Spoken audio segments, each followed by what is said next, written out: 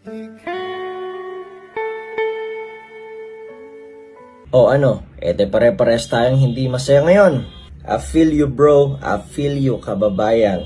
Pero after going winless sa group phase ng 2023 FIBA World Cup, huwag ka mag-alala, hindi pa uuwi ang Pilipinas.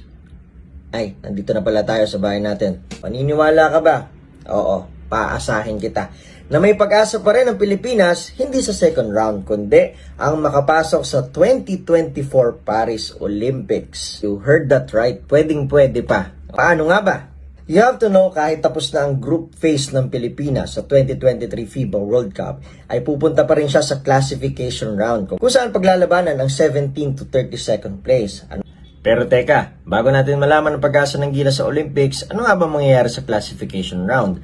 Lahat ng teams na mapupunta sa classification round ay magkakaroon ng maximum of 2 games. Kakalabanin nila yung mga hindi nila nakalaban na bansa noong group phase.